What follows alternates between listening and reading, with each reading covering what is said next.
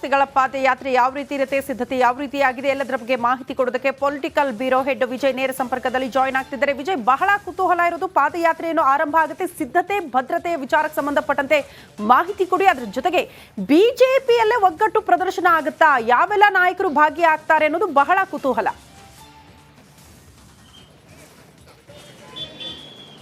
ಶ್ರುತಿ, BJP JDS ಜಂಟಿಯಾಗಿ ಸರ್ಕಾರದ ವಿರುದ್ಧ ಮೂಢ ಹಗರಣದ ಸಂಬಂಧಪಟ್ಟ ಸಿದ್ದರಾಮಯ್ಯ ವಿರುದ್ಧ ಸರ್ಕಾರದ ವಿರುದ್ಧ ಸಮರವನ್ನ ಸಾರಿರುವಂಥದ್ದು ಮೊದಲ ಬಾರಿಗೆ ಪಾದಯಾತ್ರೆ ಮಾಡ್ತಾ ಇರುವಂಥದ್ದು ಜಂಟಿಯಾಗಿ. ಅಂದ್ರೆ ಈಗ ಕೆಂಗೇರಿಯಿಂದ 9 ಗಂಟೆಗೆ ಪಾದಯಾತ್ರೆ ಶುರುವಾಗುತ್ತೆ. 126 ಕಿಲೋಮೀಟರ್ ಪಾದಯಾತ್ರೆ ಮಾಡ್ತಾ ಇರುವಂಥದ್ದು. ಬಿಜೆಪಿ ಮತ್ತು ಜೆಡಿಎಸ್ ನ ಜಂಟಿ ಬಾವುಟಗಳು ಹಾರಾಟ ಆಗ್ತಾ ಇರುವಂಥದ್ದು, ಬ್ಯಾನರ್ಗಳನ್ನ ಹಾಕಿರುವಂಥದ್ದು. ಪ್ರತಿದಿನ 15ರಿಂದ 20 ಕಿಲೋಮೀಟರ್, ಮೊದಲ ದಿನ 20 ಕಿಲೋಮೀಟರ್ ಮತ್ತು ಒಟ್ಟು 7 ದಿನಗಳ ಕಾಲ 126 ಕಿಲೋಮೀಟರ್ ಪಾದಯಾತ್ರೆಯನ್ನ ಮಾಡಲಾಗುತ್ತೆ. ಮತ್ತು ಬಹಳ ಕುತೂಹಲ ಕೇಳಿಸಿರುವಂಥದ್ದು ಏನು, ಒಂದಷ್ಟು ಜನ ಬಿಜೆಪಿಯಲ್ಲೇ ಒಂದಷ್ಟು ಜನ ಅಸಮಾಧಾನಗೊಂಡಿದ್ದಾರೆ. ಶಾಸಕರು ಯತ್ನಾಳ್ ಸೇರಿದಂತೆ, ರಮೇಶ್ ಜಾರಕಿಹೊಳಿ ಸೇರಿದಂತೆ ಅವರೆಲ್ಲರೂ ಕೂಡ ಭಾಗಿಯಾಗ್ತಾರಂತ, ಅವ್ರು ಯಾರು ಕೂಡ ಭಾಗಿ ಆಗುವಂಥದ್ದು ಅನುಮಾನ ಇರುವಂಥದ್ದು. ಮತ್ತು ಜೊತೆಗೆ ಒಂದಷ್ಟು ಗೊಂದಲ ಉಂಟಾಗಿದ್ದು ಆರಂಭದಲ್ಲಿ. ಕುಮಾರಸ್ವಾಮಿ ಪಾದಯಾತ್ರೆ ಹಿಂದೆ ಸರಿದ ಹಿನ್ನೆಲೆಯಲ್ಲಿ ಅದಾದ ನಂತರ ಮನವೊಲಿಸಿ ಈಗ ಪಾದಯಾತ್ರೆಗೆ ಬರ್ತಾ ಇರುವಂಥದ್ದು. 9 ಗಂಟೆಗೆ ಪಾದಯಾತ್ರೆ ಶುರುವಾಗುತ್ತೆ. ಇಡೀ ಪಾದಯಾತ್ರೆ ಉದ್ದಕ್ಕೂ ಕೂಡ ಬಿಜೆಪಿ ಮತ್ತು ಜೆಡಿಎಸ್ ನ ಮುಖಂಡರ ಬ್ಯಾನರ್ಗಳು ಏನು ಹಾರಾಡ್ತಾ ಇರುವಂಥದ್ದು, ರಾಜಾಡ್ತಾ ಇರುವಂಥದ್ದು. ಈಗಾಗಲೇ ಕೂಡ ಶಾಸಕರು ಕೂಡ ಬಂದು ಇದರ ಉಸ್ತುವಾರಿಯನ್ನು ನೋಡ್ಕೊಳ್ತಾ ಇದ್ದಾರೆ. ಮತ್ತು ಶಾಸಕ ಹರೀಶ್ ಪೂಂಜಾ ಬಂದು ಈಗಾಗಲೇ ಕೂಡ ಇಲ್ಲಿ ಸ್ಥಳದಲ್ಲಿ ಇರುವಂಥದ್ದು. ಸರ್, ಎಷ್ಟೊತ್ತಿಗೆ ಪಾದಯಾತ್ರೆ ಶುರುವಾಗುತ್ತೆ ಹರೀಶ್ ಪೂಂಜಾ, ಮತ್ತು ಯಾರ್ಯಾರು ಬರ್ತಾ ಇದ್ದಾರೆ? ರಾಜ್ಯದ ಅಧ್ಯಕ್ಷರಾಗಿರ್ತಕ್ಕಂಥ ವಿಜೇಂದ್ರ ಅವರ ನೇತೃತ್ವದಲ್ಲಿ ಇವತ್ತು ಕಾಂಗ್ರೆಸ್ ಸರ್ಕಾರದ ಮೂಢ ಹಗರಣದ ವಿರುದ್ಧ ಹೋರಾಟ ನಡೀತಾ ಇದೆ. ಇವತ್ತು ರಾಷ್ಟ್ರೀಯ ನಾಯಕರುಗಳ ಎಲ್ಲ ಸಹಕಾರದಿಂದ ಈ ಪಾದಯಾತ್ರೆ ನಡೆಯುತ್ತೆ. ನಮ್ಮ ಹಿರಿಯರಾಗಿರ್ತಕ್ಕಂಥ ಯಡಿಯೂರಪ್ಪಜಿ ಅವರು ಈ ಕಾರ್ಯಕ್ರಮದಲ್ಲಿ ಇರ್ತಾರೆ. ನಮ್ಮ ಕೇಂದ್ರ ಸಚಿವರುಗಳು ಈ ಕಾರ್ಯಕ್ರಮದಲ್ಲಿ ಇರ್ತಾರೆ. ಜೆಡಿಎಸ್ನ ನೇತರರು ಇದರಲ್ಲಿ ಈ ಪಾದಯಾತ್ರೆಯಲ್ಲಿ ಬಿಜೆಪಿ ಜೆಡಿಎಸ್ ನೇತೃತ್ವದ ಜಂಟಿ ಹೋರಾಟ.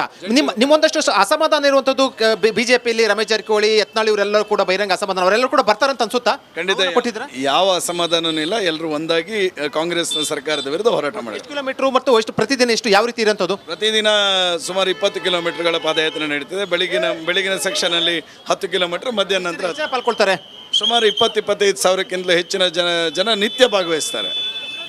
ಶ್ರುತಿ, ನೀವು ಕೇಳ್ತಾ ಇರ್ಬೋದು, ಅಂದ್ರೆ 15ರಿಂದ 20 ಸಾವಿರ ಜನ ಅಂತ ಇವರು ನಿರೀಕ್ಷೆ ಇರುವಂಥದ್ದು. ಅಷ್ಟು ಜನ ಪ್ರತಿನಿತ್ಯ ಭಾಗವಹಿಸುವ ಸಂಬಂಧಪಟ್ಟಂತೆ ಪ್ಲಾನ್ ಅನ್ನು ಹಾಕೊಂಡಿರುವಂಥದ್ದು. ಮತ್ತು ಇಡೀ ರಸ್ತೆ ಇದ್ದು ಕೂಡ ಒಂದಷ್ಟು ಟ್ರಾಫಿಕ್ ಜಾಮ್ ಆಗಿರುವಂಥದ್ದು. ಜೊತೆಗೆ ಆರಂಭದಲ್ಲಿ ಅಂದ್ರೆ ಈಗ ಆರಂಭದಲ್ಲಿ ಕೆಲವೇ ಹೊತ್ತಿನಲ್ಲಿ ಅಂದ್ರೆ 9 ಗಂಟೆಗೆ ಪಾದಯಾತ್ರೆ ಆರಂಭ ಆಗುವಂಥ ಹಿನ್ನೆಲೆಯಲ್ಲಿ ಇಡೀ ರಸ್ತೆ ಇದ್ದು ಕೂಡ ಇಡೀ ಬ್ಯಾನರ್ಸು ರಾರಾಜಿಸ್ತಾ ಇರುವಂಥದ್ದು. ಮತ್ತು ಶ್ರುತಿ, ಭಾಷಣದಲ್ಲಿ ಕುತೂಹಲ ಇರುವಂಥದ್ದು. ಈಗ ನಿನ್ನೆ ಡಿ.ಕೆ. ಶಿವಕುಮಾರ್ ಸಾಕಷ್ಟು ಕುಮಾರಸ್ವಾಮಿ ಮತ್ತು ವಿಜೇಂದ್ರ ವಿರುದ್ಧ ಮತ್ತು ಬಿಜೆಪಿ ವಿರುದ್ಧ ಸಾಕಷ್ಟು ವಾಗ್ದಾಳಿ ನಡೆಸಿದ್ರು. ಈಗ ದೇವಸ್ಥಾನದಲ್ಲಿ ಅಂದ್ರೆ ಇದರ ಆಪೋಸಿಟ್ ಇರುವಂತಹ ಕೆಂಪಮ್ಮ ದೇವಸ್ಥಾನದಲ್ಲಿ ಮೊದಲು ಪೂಜೆ ಮಾಡಿ ನಂತರ ಈ ಭಾಗದಲ್ಲಿ ವೇದಿಕೆ ಇದೆ ಶ್ರುತಿ. ವೇದಿಕೆಯಲ್ಲಿ ಸಾರ್ವಜನಿಕರ ಉದ್ದೇಶಿಸಿ ಭಾಷಣ ಮಾಡಿ ನಂತರ ಪಾದಯಾತ್ರೆಗೆ ಚಾಲನೆ ಕೊಡಲಿರ್ತಾರೆ. ಭಾಷಣದಲ್ಲಿ ಬಹಳ ಪ್ರಮುಖವಾಗಿ ವಿಜೇಂದ್ರ ಮತ್ತು ಕುಮಾರಸ್ವಾಮಿ, ಯಡಿಯೂರಪ್ಪ ಸರ್ಕಾರ ಮತ್ತು ಸಿದ್ದರಾಮಯ್ಯ, ಡಿ.ಕೆ. ಶಿವಕುಮಾರ್ ವಿರುದ್ಧ ಸಾಕಷ್ಟು ವಾಗ್ದಾಳಿ ನಡೆಸುವಂತಹ ಸಾಧ್ಯತೆ ಇರುವಂಥದ್ದು. ಒಂದಷ್ಟು ಸ್ಫೋಟಕ ವಿಚಾರಗಳನ್ನು ಕೂಡ ಈ ಭಾಷಣದಲ್ಲಿ ಹೇಳುವಂತಹ ಸಾಧ್ಯತೆ ಇರುವಂಥದ್ದು. ಯಾಕಂದ್ರೆ ನಿನ್ನೆ ಕೌಂಟರ್ ಕೊಟ್ಟ ಹಿನ್ನೆಲೆಯಲ್ಲಿ ಇದಕ್ಕೆ ಸಂಬಂಧಪಟ್ಟಂತೆ ಇಂದು ಸಾಕಷ್ಟು ವಾಗ್ದಾಳಿ ನಡೆಸುವಂತಹ ಸಾಧ್ಯತೆ ಇರುವಂಥದ್ದು. ಶ್ರುತಿ, ಓಕೆ ವಿಜಯ್, ಧನ್ಯವಾದಗಳು ತಮ್ಮೆಲ್ಲ ಮಾಹಿತಿಗೆ. ಅತ್ಯಂತ ದೊಡ್ಡ ಪಾದಯಾತ್ರೆಗೆ ಮತ್ತೊಮ್ಮೆ ರಾಜ್ಯ ಸಾಕ್ಷಿಯಾಗಬೇಕಾದಂತಹ ಅನಿವಾರ್ಯತೆ. ಪಾದಯಾತ್ರೆ ಯಶಸ್ವಿಗೆ ಚಾಮುಂಡೇಶ್ವರಿಗೆ ಪೂಜೆಯನ್ನು ಕೂಡ ಸಲ್ಲಿಕೆ ಮಾಡಲಾಗಿದೆ. ಬಿಜೆಪಿಯ ರಾಜ್ಯಾಧ್ಯಕ್ಷ ಬಿವೈ ವಿಜೇಂದ್ರ ಚಾಮುಂಡೇಶ್ವರಿಯ ಮೊರೆ ಹೋಗಿದ್ದಾರೆ. ಯಡಿಯೂರಪ್ಪ, ಕುಮಾರಸ್ವಾಮಿ ಈ ಪಾದಯಾತ್ರೆಗೆ ಚಾಲನೆ ನೀಡುತ್ತಾರೆ. ಕಾಂಗ್ರೆಸ್ ಸರ್ಕಾರ ಭ್ರಷ್ಟಾಚಾರದಲ್ಲಿ ಮುಳುಗೋಗಿದೆ. ಮೈಸೂರಿನಲ್ಲಿ ಬಿಜೆಪಿ ರಾಜ್ಯಾಧ್ಯಕ್ಷ ಬಿವೈ ವಿಜೇಂದ್ರ ಹೇಳಿಕೆ ಕೊಟ್ಟಿದ್ದಾರೆ.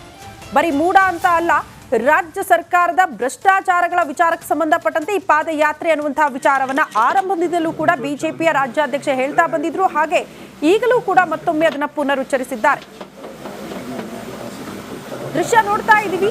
ಬಿಜೆಪಿಯ ರಾಜ್ಯಾಧ್ಯಕ್ಷ ಬಿವೈ ವಿಜೇಂದ್ರ ಚಾಮುಂಡೇಶ್ವರಿಯ ಮೊರೆ ಹೋಗಿರೋದು, ವಿಶೇಷ ಪೂಜೆಯನ್ನ ಸಲ್ಲಿಕೆ ಮಾಡಿದ್ದಾರೆ. ಅಲ್ಲಿ ಪೂಜೆ, ಇಲ್ಲಿ ಪಾದಯಾತ್ರೆಗೆ ಚಾಲನೆ.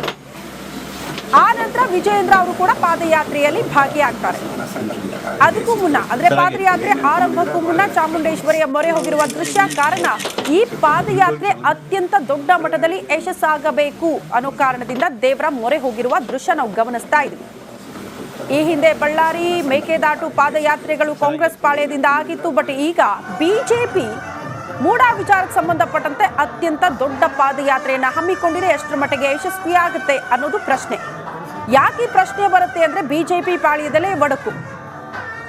ಯತ್ನಾಳ್, ಜಾರಕಿಹೊಳಿ ಸೇರಿದಂತೆ ಹಲವರು ಪ್ರತ್ಯೇಕ ಸಭೆ ಮಾಡಿದ್ದೇ ಇಷ್ಟೆಲ್ಲ ಗೊಂದಲಗಳಿಗೆ ಕಾರಣ ಆಗ್ಬಿಡ್ತು.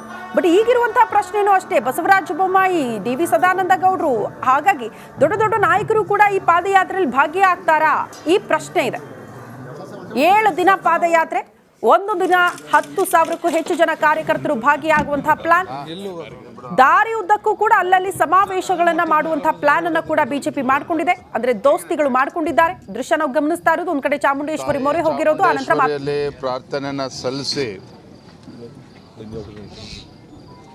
ನಮ್ಮ ಈ ಹೋರಾಟಕ್ಕೆ ಯಶಸ್ಸು ಸಿಗಲಿ ಅಂತೇಳಿ ಪ್ರಾರ್ಥನೆಯನ್ನು ಮಾಡಿ ಇವತ್ತು ಬೆಂಗಳೂರಿಗೆ ತೆರಳುತ್ತಾ ಇದ್ದೇನೆ.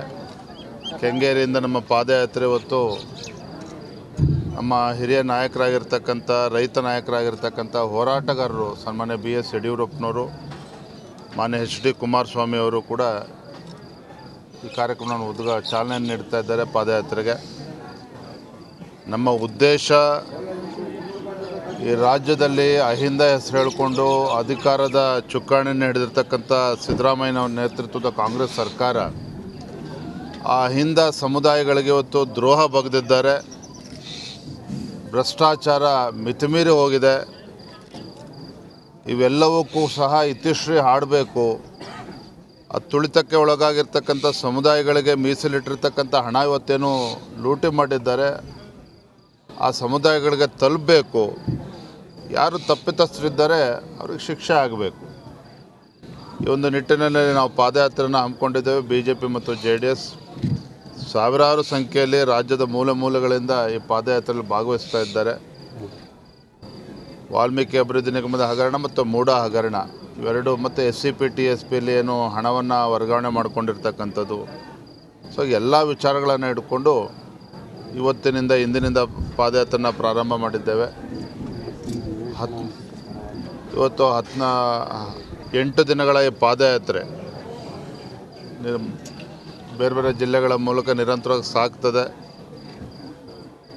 ಒಂದು ಕಡೆ ಇವತ್ತು ಪರಿಷ್ಠ ಜಾತಿ ಪರಿಷ್ಠ ಪಂಗಡಕ್ಕೆ ಅನ್ಯಾಯ ಮಾಡಿರ್ತಕ್ಕಂಥ ಸರ್ಕಾರ, ಮತ್ತೊಂದು ಕಡೆ ಮೈಸೂರಿನ ಮೂಡ ಏನು ನಿವೇಶನ ವಂಚಿತರಾಗಿದ್ದಾರೆ, ಅವರು ಕೂಡ ನ್ಯಾಯ ಸಿಗಬೇಕು. ಎಲ್ಲವನ್ನು ಇಟ್ಕೊಂಡು ನಾವು ಪಾದಯಾತ್ರೆ. ಸಿದ್ದರಾಮಯ್ಯ ಅವರ ತವರು ಜಿಲ್ಲೆಯಲ್ಲೇ ಪೂಜೆ ಮಾಡಿಸಿ ಪ್ರಾರಂಭ ಮಾಡ್ತಾ ಇದ್ದಾರೆ, ಏನಿದೆ ಗುರುತು?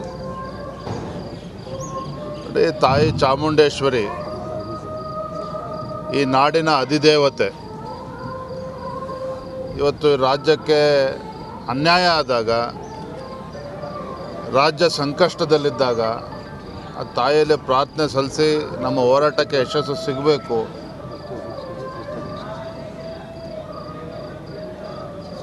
ಇವತ್ತು ಈ ಪ್ರಾರ್ಥನೆ ಸಲ್ಲಿಸಿ ನಾನು ಹೊರಟಿದ್ದೆ. ಸರ್, ನಿನ್ನೆ DK ಶಿವಕುಮಾರ್ ಅವರಿಗೆ ಭ್ರಷ್ಟಾಚಾರ ಪಿತಾಮಹ ಅಂದಿದ್ರಿ. ಅವರು ಏಕವಚನದಲ್ಲೇ ನಿಮಗೆ ಪದಪ್ರಯೋಗ ಮಾಡಿದ್ದಾರೆ ಸರ್. ಗಂಡಸೆ ಆಗಿದ್ರೆ ಬೆಲ್ಲವನ್ನು ಬಿಚ್ಚಿಡ್ತೀನಿ ಅಂದರೆ ಪ್ರೂಫ್. ಅವರ ಪದಪ್ರಯೋಗನೂ ಕೂಡ ನೋಡಿದ್ದೇನೆ. ಅದ್ರ ಬಗ್ಗೆ ಚರ್ಚೆ ಮಾಡೋದಕ್ಕೆ ಹೋಗಿಲ್ಲ. ಸಾಮಾನ್ಯ ಅಧಿಕಾರ ಬಂದಾಗ ಈ ರೀತಿ ಆಗ್ತದೆ ಅಂತ ಅನ್ಸುತ್ತೆ ಕಾಂಗ್ರೆಸ್ನವ್ರಿಗೆ. ಅವರು ಭಗವಂತ ಒಳ್ಳೆಯದು. ಸಿದ್ದರಾಮಯ್ಯ ಅವರ ವಿರುದ್ಧ ಕ್ರಮ ಈಗಾಗಲೇ ನೋಟಿಸ್ ಜಾರಿಯಾಗಿದೆ. ಬೇರೆ ಬೇರೆ ಕ್ರಮಗಳಾದರೆ ನಿಮ್ಮ ಪಾದಯಾತ್ರೆ ಮೊಟಕಾಗ್ತದೆ ಅಥವಾ ಪಾದಯಾತ್ರೆ ಕಂಪ್ಲೀಟ್ ಆಗುತ್ತೆ? ಪಾದಯಾತ್ರೆ ಹಲವಾರು ವಿಚಾರಗಳನ್ನು ಹಿಡ್ಕೊಂಡು ನಾವು ಹೋರಾಟವನ್ನು ಮಾಡ್ತಾ ಇದ್ದೇವೆ. ಮೊಟಕಾಗ್ತಕ್ಕಂಥ ಪ್ರಶ್ನೆನೇ ಇಲ್ಲ. ಇವತ್ತು ಆ ಜನರಿಗೆ ನ್ಯಾಯ ಸಿಗಬೇಕು, ಆ ನಿಟ್ಟಿನ ಪಾತ್ರ. ಇನ್ನು ಉತ್ತರಾಖಂಡದಲ್ಲೂ ಕೂಡ ಭಾರಿ ಮೇಘ ಸ್ಫೋಟಗೊಂಡಿದೆ. ಈ ಮೇಘ ಸ್ಫೋಟಕ್ಕೆ ಕೇದಾರನಾಥದಲ್ಲಿ ಭೂಕುಸಿತ ಉಂಟಾಗಿದೆ ಅನ್ನೋದರ ಡೀಟೇಲ್ ಸಿಗ್ತಾ ಇದೆ. ಅಪಾಯದಲ್ಲಿ ಸಿಲುಕಿ ಕನ್ನಡಿಗರು